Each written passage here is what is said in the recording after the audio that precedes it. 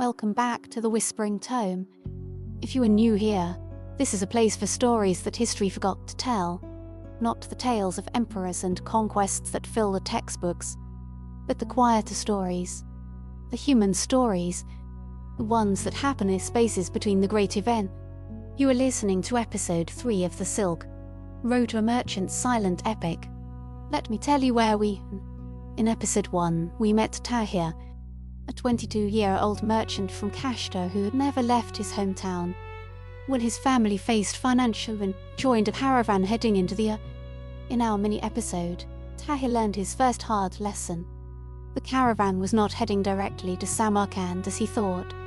They were going east first, into China, to buy silk and porcelain at the source. Only then would they turn around and head west to sell. In Episode 2, Tahir faced the Taklamakan Desert, a sea of death. He survived the sandstorm that swallowed the sky. He endured 3 days without water when an oasis they were counting on had dried up.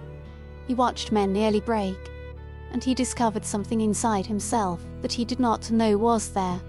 The desert took something from him, his innocence, his illusions about what this journey was, but it gave him something in return. Confidence, endurance, the quiet certainty of a man who has faced death and kept walking. Now, the sand is behind. Ahead lies something Tahir has only heard of in stories. The trading posts of the East, the edge of the great Chinese Empire, cities where silk is woven and porcelain is fired and fortunes are made.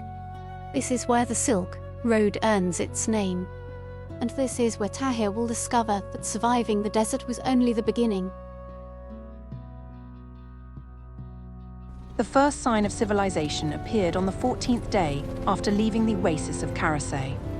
It was not a city, not even a village, just a single watchtower standing alone on a rocky ridge, grey stone against pale sky, a Mongol banner snapping in the wind at its peak.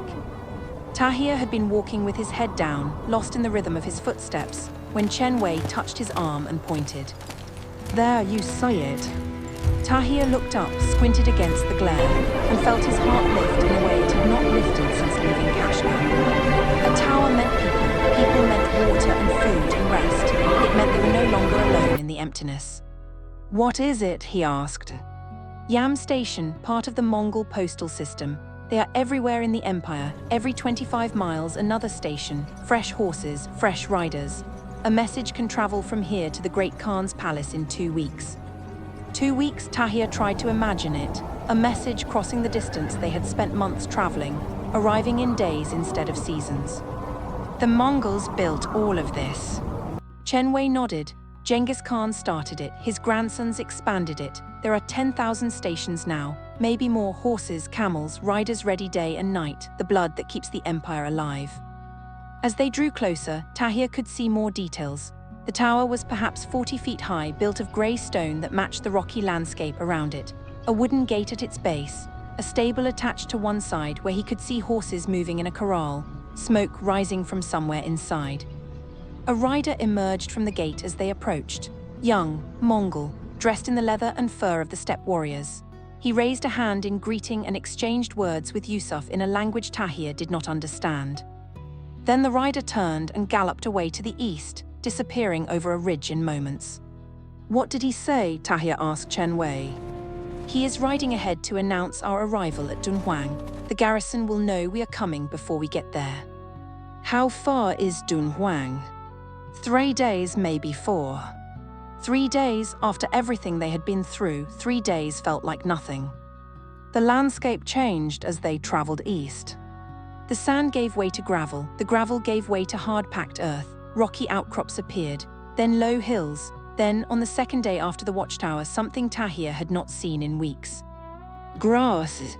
It was sparse at first, just scattered tufts of brown-green vegetation clinging to the rocky soil. But as they continued east, it grew thicker, more abundant. The camels noticed immediately, their pace quickened, their ears perked forward. After weeks of scrub and nothing, the sight of real grazing land stirred something primal in them. And the camels were not the only ones affected. Tahir found himself smiling for no particular reason. The air felt different here, lighter, easier to breathe. The oppressive weight that had pressed down on them in the deep desert had lifted. He could see further, think more clearly. The constant, grinding effort of survival had eased just enough to let other thoughts in. He thought about what lay ahead. Dunhuang. He had heard the name spoken with reverence by the older merchants, the gateway to China, the last stop before the desert and the first stop after, a city that had grown rich on the traffic of the Silk Road. He tried to imagine what it would look like. He had never seen a Chinese city, never seen Chinese writing or Chinese clothes or Chinese faces except for Chen Wei and a handful of traders who had passed through Kashgar's bazaars. What would they think of him, a young merchant from the west, dust-covered and road-worn, arriving at their gates with nothing but a few camels and a head full of dreams? Would they see a trader worth doing business with? Or would they see a naive boy playing at being a merchant? He did not know, but he was about to find out. Dunhuang appeared on the morning of the third day.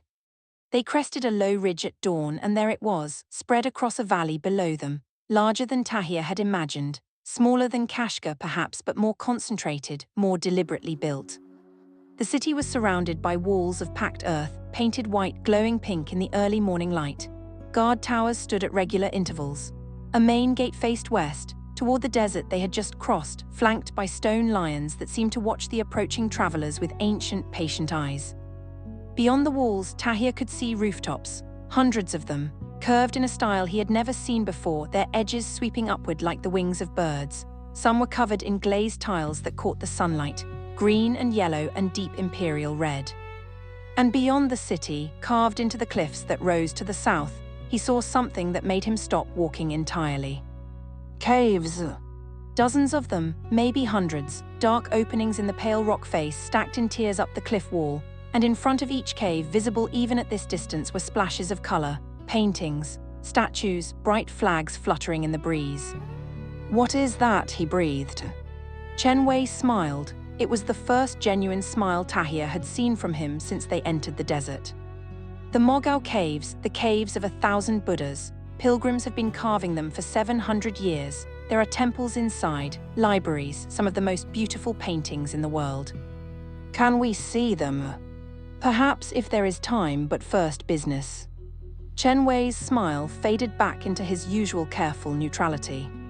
"Remember, Tahir, we did not cross the desert to look at paintings. We crossed it to trade. Everything else is secondary."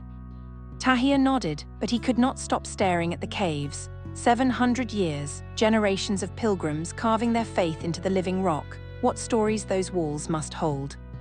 He filed the thought away for later. Chen Wei was right, business first. But he promised himself that before they left Dunhuang, he would find a way to see those caves. The caravan entered Dunhuang through the western gate. The guards barely glanced at them. Yusuf exchanged a few words, showed a document of some kind, and they were waved through. The Mongol peace had made such crossings routine. Caravans came and went constantly. They were the lifeblood of the city. Inside the walls, Tahir found himself in a world unlike anything he had experienced. The streets were paved, not with dirt or gravel but with actual stones fitted together so precisely that the camels' hooves clicked and echoed as they walked. The buildings were different too, lower than the mud brick structures of Kashgar, built of wood and plastered walls, their roofs curved in that distinctive Chinese style. And the people. Tahir tried not to stare, but it was difficult. He saw Chinese merchants in silk robes of blue and green, their hair pulled back in styles he had never seen. He saw Mongol soldiers in leather armor, their horses tethered outside taverns. He saw Buddhist monks in orange robes, their heads shaved smooth, walking in quiet procession. He saw Persians like himself, Turks, Arabs, Indians. Faces from every corner of the world speaking a dozen different languages. This was what the Silk Road looked like at its crossroads. Every culture, every people, every language mixing together in a single city. "Close your mouth," Chen Wei said quietly. "You look like a child seeing his first market." Tahir closed his mouth, but he did not stop looking. The caravan made its way to a caravanserai in the eastern quarter of the city. It was larger than any Tahir had seen, a vast courtyard surrounded by 2 stories of rooms, stables along the entire ground floor, merchants' quarters above, a well in the center where servants were already drawing water for the arriving animals. Yusuf negotiated with the manager, coins changed hands, and within an hour the camels were unloaded, fed and resting in the shade. The merchants claimed their rooms, and for the first time in nearly 2 months, Tahir found himself alone in a private space with a door he could close. The room was small, just large enough for a sleeping mat, a low table and a wooden chest for belongings. A window looked out over the courtyard below. The walls were plastered white, clean, simple. Tahir sat on the edge of the sleeping mat and let out a breath he felt like he had been holding since Kashgar. He was here, he had made it, across the desert, through the storms and the thirst and the endless walking. He was in China. Not deep into China, not yet. Dunhuang was just the gateway. The true Chinese heartland lay further east, weeks of travel away. But this was Chinese soil, Chinese law, Chinese customs. He had crossed a threshold that most people in Kashgar would never cross. He allowed himself one moment of pride, just one, then he pushed it aside. The journey was not over, it had barely begun. Tomorrow, the trading would start. Tahir spent his first evening in Dunhuang walking the streets. He knew he should rest, should prepare for the negotiations to come, but the city called to him. Its sounds and smells and colors pulled at something deep inside, and he could not resist. He wandered through the market district as the sun set. The stalls were still open, their owners calling out in a mix of languages. He saw silks in colors he had never imagined, deep purple, brilliant orange, a blue so rich it seemed to glow from within. He saw porcelain so thin and delicate that light passed through it like paper. He saw jade carvings of dragons and phoenixes and creatures he could not name. This was why they had come, this was what they had nearly died to reach. The goods here were cheaper than anywhere else on the Silk Road. The silk had not yet passed through a dozen hands, each one adding their profit. The porcelain had not been carried across mountains where half of every load shattered on the rocky paths. Here, at the source, the prices were as low as they would ever be. Buy here, sell in Samarkand. The arithmetic was simple. What cost 1 coin here would fetch 10 coins in the West, maybe 20 if the quality was exceptional. But Tahir also understood, watching the other merchants move through the market, that the arithmetic was only part of it. Everyone knew the prices were good here, everyone came to buy, which meant everyone was competing for the same goods, the best silks, the finest porcelain, the most skilled craftsmen. These did not sit in market stalls waiting for any buyer with coins. They had relationships, arrangements, traders who had been coming for years, building trust, earning the right to first choice. Tahir had none of that. He was a newcomer, unknown, untested. He would have to prove himself. The negotiations began on the second day. Yusuf led the way. As caravan master, he had connections in Dunhuang stretching back decades, merchants who owed him favors, suppliers who knew his reputation. His name opened doors that would have remained closed to Tahir alone. But Yusuf made it clear that this was Tahir's education. Watch, he said as they approached the first silk merchant. Listen, learn how it is done. When we reach Samarkand, you will be doing this yourself. Tahir watched, he listened, he learned. The negotiations were nothing like the simple bargaining of Kashgar's bazaar. They were elaborate rituals. Tea was served, pleasantries exchanged, family was discussed, health, weather, the state of the roads. Business was mentioned almost as an afterthought, buried between inquiries about children and comments about the quality of this year's harvest. And yet, somehow, deals were made. Tahir began to understand the rhythm of it. The tea and the small talk were not distractions from the business. They were part of it. They built the foundation of trust on which everything else rested. A merchant who rushed to prices was a merchant who could not be trusted. Patience was not just a virtue here, it was currency. By the end of the first week, Tahir had observed perhaps 20 negotiations.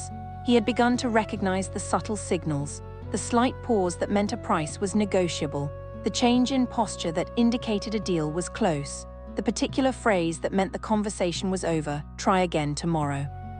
On the 8th day, Yusuf told him to try himself. There is a ceramics trader in the southern market. Name is Joe. He has a shipment of bowls and cups, nothing exceptional but solid quality. Good for trading to nomads on the return journey. See what price you can get. Tahir's stomach tightened. Alone. Alone, I will be nearby if you need me, but I will not intervene. He made his way to the southern market, found the trader Joe, a middle-aged Chinese man with a wispy beard and sharp eyes that evaluated Tahir in a single glance. Tahir introduced himself. He had practiced the Chinese phrases with Chen Wei. His pronunciation was probably terrible, but Joe nodded politely. Tea was brought, pleasantries exchanged. Tahir asked about Joe's family, about his health, about the weather, which had been unseasonably warm. And then, carefully, he began to discuss business. It went badly at first. Tahir moved too quickly to prices. Joe's expression closed off slightly. Tahir caught himself, apologized, asked about the origin of the ceramics, their firing process, the history of Joe's workshop. Slowly, Joe warmed again. They talked for an hour, then two. Tea was refilled 3 times. By the end, Tahir had negotiated a price that was perhaps not exceptional but was fair. Joe even smiled when they shook hands. "You are young," Joe said in accented Persian, "but you learn quickly. Come back next year, the price will be better." Tahir walked back to the Caravanserai feeling like he had passed a test. Yusuf was waiting. He listened to Tahir's account of the negotiation, nodded slowly. The price was adequate, not good, but adequate for a first attempt. More importantly, you did not embarrass yourself. Joe will remember you. That is worth more than a few coins saved. It was not exactly praise, but from Yusuf it was close. As the days passed, the caravan's cargo slowly transformed. The goods they had carried from Kashgar, the carpets, the spices, the worked leather, these found buyers among the Chinese merchants eager for Western products. The camels' loads lightened. The leather pouches at Tahir's belt grew heavier with silver and copper coins. And in their place came new cargo. Silk, bolt after bolt of it, in colors and qualities that Tahir had never seen, some so fine that a full robe's worth could pass through a finger ring, some heavier, more durable, meant for everyday use, some woven with patterns so complex that Tahir could not imagine the looms that produced them. Porcelain, cups and bowls and vases packed carefully in straw-filled crates, the thin, delicate kind that wealthy buyers in Samarkand would pay fortunes for, and the sturdier kind that would survive the journey and still fetch good prices. Tea, bricks of compressed tea leaves, easier to transport than loose leaf, and valued throughout the steppes and mountains where the drink was rare. Paper, thinner and smoother than anything produced in the West. The Chinese had guarded the secret of its making for centuries, though that secret was slowly leaking along the trade routes. Each purchase was a calculation, weight versus value, fragility versus profit margin. How much could the camels carry? How much would survive the return journey? How much would the markets of Samarkand pay? Tahir learned to think in these terms, to see a bolt of silk not as beautiful fabric but as weight and profit and risk, to evaluate porcelain not for its artistry but for its chances of arriving intact. It was a merchant's way of seeing the world, and slowly, day by day, he was becoming a merchant. On the 15th day in Dunhuang, Tahir finally visited the Mogao Caves. He went alone in the early morning before the heat of the day. The path from the city to the caves was well worn. Pilgrims had walked it for centuries. Their footsteps had carved a groove in the rocky earth. As he approached, the caves revealed themselves gradually. From a distance, they had looked like simple holes in the cliff face. Up close, they were something else entirely. Each cave was a doorway into another world. He entered one of the larger caves and stopped. The walls were covered in paintings. Buddhas and bodhisattvas, celestial beings and demons, scenes of paradise and scenes of earthly life. The colors were still vivid despite their age. Blue and green and gold, red and orange and white. The figures seemed to move in the flickering light of the butter lamps that pilgrims had left burning at the entrance. And at the center of the cave, a statue, a Buddha seated in meditation, perhaps 15 feet tall. The face was serene. The hands rested in the gesture of teaching. The stone from which it was carved had been painted and gilded until it seemed almost alive. Tahir stood in that cave for a long time. He was not a Buddhist. His family were Muslims, like most merchants from Kashgar. But standing in this space, surrounded by 700 years of devotion, he felt something that transcended any particular faith. These caves had been carved by human hands. Every painting, every statue, every inch of decorated wall represented someone's labor, someone's faith, someone's hope. Generations of pilgrims had come here seeking blessing, seeking meaning, seeking something beyond the ordinary concerns of daily life. And here it was, preserved in stone, waiting for anyone who took the time to see it. Tahir thought about the journey that had brought him here, the fear and the hardship and the moments when he had wondered if he would survive. He thought about the merchants he had met, each with their own stories, their own reasons for walking this road. Why did people do it? Why did they leave their homes and risk everything on these endless, dangerous roads? For profit, yes. For adventure, perhaps. But also for this. For the chance to see something they could never see at home. To stand in a cave carved by strangers centuries dead and feel connected to something larger than themselves. The Silk Road was not just a trade route. It was a river of human experience flowing across continents, carrying not just goods but ideas and faiths and dreams. Tahir was part of that river now, a single drop in a flow that had been moving for 1,000 years. He left the cave feeling changed in some way he could not quite articulate. The caravan prepared to leave Dunhuang on the 20th day. The camels were loaded, the goods were secured, the merchants had said their farewells to contacts and suppliers, promising to return next season. The routine was familiar by now. Another departure, another journey. But this departure was different. They were not going forward into the unknown, they were going back. Back across the desert they had nearly died crossing. Back through the oasis of Caravanserai, where the names of dead merchants were carved into trees. Back to Kashgar, where Tahir's father waited without knowing if his son was alive or dead. And then finally west, over the Pamir mountains to Samarkand. The full circuit was almost half complete. Tahir stood at the edge of the caravan as it assembled, looking east one last time. Somewhere in that direction lay the true heartland of China, cities he would never see, the capital of the Great Khan, wonders he could only imagine. Perhaps someday he would travel further, perhaps someday he would walk roads that even Yusuf had never walked, but not this journey. This journey he was a student, not an explorer, learning the route that would be his livelihood for years to come. Tahir. He turned, Yusuf was mounted, ready to lead the caravan out. We leave, are you ready? Tahir looked at the loaded camels, at the merchants taking their places in line, at the western gate standing open, waiting to swallow them back into the desert. Yes, he said, I am ready. He walked to his camels, took the lead rope in his hand, and fell into line as the caravan began to move. The eastern gates of Dunhuang closed behind them. Ahead lay the long road homes. The return crossing of the Taklamakan was different from the first. Not easier exactly, the desert was still brutal, the heat still punishing, the sand still endless, but Tahir experienced it differently now. The first crossing he had been terrified, every dune had seemed like a threat, every gust of wind had made him flinch, waiting for another sandstorm. Now he knew what to expect, he knew the rhythm of the days. He knew how to ration his water, how to protect himself from the sun, how to keep his mind occupied during the long hours of walking. The desert had not changed, but he had. The oases appeared on schedule. No surprises, no dried-up springs, water and rest and the chance to refill the skins before plunging back into the sand sea. Even the nights were easier. The silence that had pressed against him like a weight on the first crossing now felt almost peaceful. He had made his peace with it, learned to exist within it without letting it drive him mad.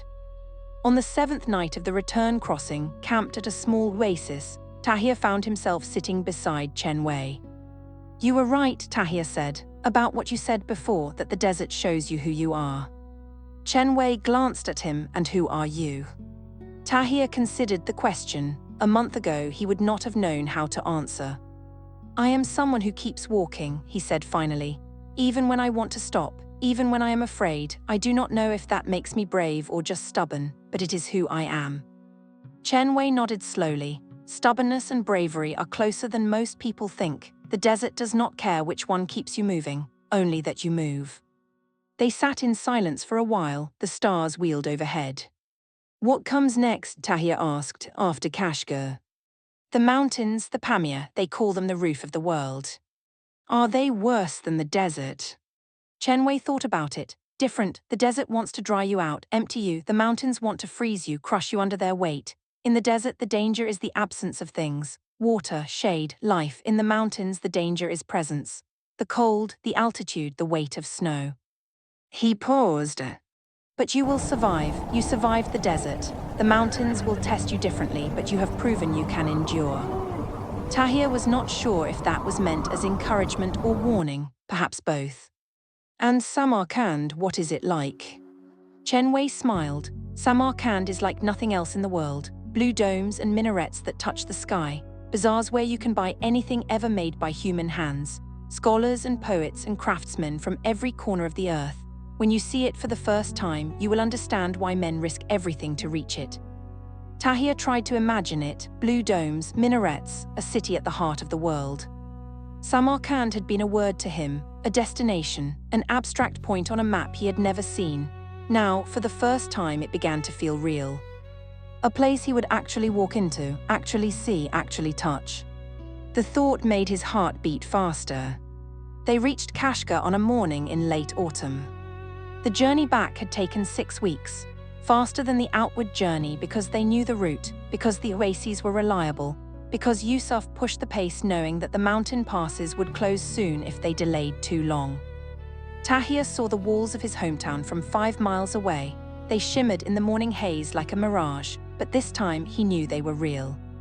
His first instinct was to run, to sprint ahead of the caravan and burst through the gates and find his father and tell him everything. That he had survived, that he had crossed the desert twice, that he had seen China and traded with Chinese merchants and stood in caves where Buddhas smiled down from walls of painted stone. But he did not run. He kept his place in the caravan, maintained the steady pace of the camels, because that was what a merchant did, that was who he was now. The caravan entered Kashgar through the same eastern gate they had left through 4 months ago. The same guards stood watch, though they did not recognize Tahir. Why would they? He had been a boy when he left, nervous, uncertain, soft. He was not soft anymore.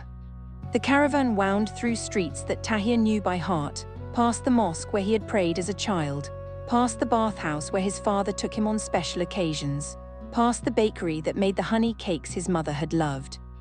Everything was the same, and everything was different because he was different.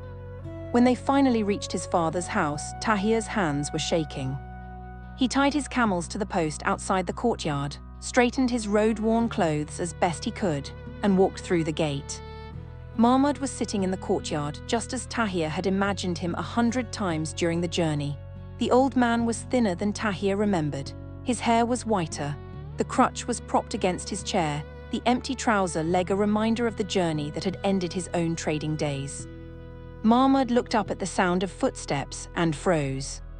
"Tahir, I am home's father's." For a long moment, neither of them moved. Then Mahmud's face crumpled. He struggled to rise. Tahir crossed the courtyard in 3 quick strides and caught his father before he could fall. They held each other in the morning light. Mahmud was weeping, saying things that Tahir could not quite understand. Prayers, thanks, his son's name over and over. And Tahir wept too, the tears he had held back for 4 months. The fear and the loneliness and the pride and the relief. It all came out at once, soaking into his father's shoulder. "I was afraid," Mahmud said when he could finally speak. "Every day, every night, I sent you out there and I was so afraid." "I know, father, I was afraid too. But you came back. I came back." They separated. Mahmud gripped Tahir's shoulders, studying his face, taking in the changes, the sun-darkened skin, the new leanness, the something in the eyes that had not been there before. "You are different," Mahmud said. "Yes. Tell me everything." Tahir smiled. It would take days to tell everything.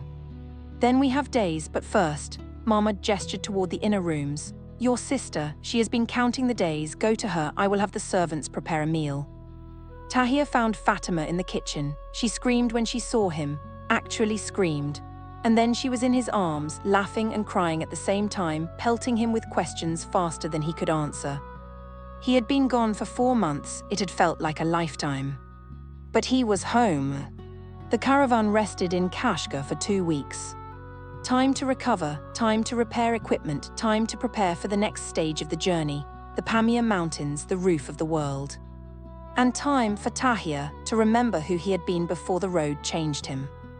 He walked through Kashgar's bazaars, the same stalls he had known all his life, the same merchants calling out their wares, the same smells of spices and cooking meat and fresh bread. But he saw it differently now. Before, the bazaar had been his entire world, the sum total of commerce as he understood it. Now he knew it was just one small node in a vast network that stretched from China to the Mediterranean, one market among thousands, one city among hundreds. The silks that seemed so exotic here were common in Dunhuang. The spices that commanded high prices had traveled through a dozen hands to reach this place. Every object in the bazaar had a story, a journey, a chain of transactions stretching back to its source. He understood, for the first time, what it truly meant to be a Silk Road merchant. It was not just about buying and selling. It was about being part of something enormous, a system of exchange that connected civilizations, that carried not just goods but ideas, art, religion, language. Every merchant who walked these roads was a thread in a tapestry that had been weaving for 1,000 years. And now Tahir was one of those threads. On the morning of their departure for Samarkand, Mahmud came to the courtyard to see his son off. He moved slowly, leaning on his crutch. The old injury that had ended his own trading days still pained him on cold mornings. "I have something for you," Mahmud said. He reached into his robe and withdrew a small leather pouch. Inside was a ring, simple silver, worn smooth by years of wear, a small inscription in Arabic around the inside of the band. "This was my father's," Mahmud said. "He gave it to me when I set out on my first journey to Samarkand. He said it would protect me on the road." "Did it?" Mahmud smiled. "I lost a leg, so perhaps not, but I came home alive. That is protection enough." Tahir took the ring, slipped it onto his finger. The silver was cool against his skin. "Come home to us," Mahmud said. "Whatever happens in those mountains, whatever you find in Samarkand, come home." "I will, father. Promise me." "I promise." They embraced one more time. Mahmud held on longer than necessary. Then he released his son and stepped back. Tahir mounted his lead camel. The beast groaned in protest, as camels do, then rose to its feet. Around him, the rest of the caravan was assembling, merchants and animals and guards preparing for the final leg of their long journey. The western gate of Kashgar stood open before them, and beyond it, visible in the morning light, the white peaks of the Pamir mountains rose against the sky. "It's the roof of the world." Tahir had survived the desert. He had seen China. He had become a merchant in truth, not just in name. Now there was only one more test remaining. He touched the ring on his finger, thought of his father, his mother, his sister, everything he was leaving behind, everything he was fighting to return to. Then he looked west, toward the mountains, toward Samarkand, toward whatever came next. The caravan began to move, and Tahir moved with it. And so Tahir stands at the edge of another journey. Behind him lies everything he has experienced. The fear of leaving home, the brutal lessons of the desert, the wonders of China, the pride of his first successful trades. Behind him lies Kashgar, his father, his sister, the life he knew before the road remade him. Ahead lies the final test, the Pamir Mountains, the roof of the world. They say the passes are so high that fires refuse to burn. The air is so thin that men gasp for breath with every step. The cold can kill in hours. The earths are so narrow that one misstep means a fall of 1,000 feet. But beyond the mountains lies Samarkand, the city of blue domes, the heart of the Silk Road, where everything Tahir carries on his camels' backs will finally be sold, where the purpose of this entire journey will be fulfilled. One more test, one more trial, one more chance to discover what he's made of. Will Tahir survive the mountains? Will he reach the city that has haunted his imagination since this journey began? Will he return to Kashgar with the fortune his family needs? These questions will be answered in Episode 4, The Roof of the World. If you want to follow Tahir into the mountains, subscribe and turn on notifications. And if this story has meant something to you, share it with someone who might appreciate a whisper from the... Leave a comment and tell me what you thought of Dunhuang, the Mogao Caves, the trading, the return home. Which moment stayed with you? Until next time, take care of yourself. And remember, the Silk Road is not just a trade route. It is a river of human experience, flowing across continents, carrying not just goods but ideas and faiths and dreams. Tahir is part of that river now. And so are you. This has been The Whispering Tome. The journey continues.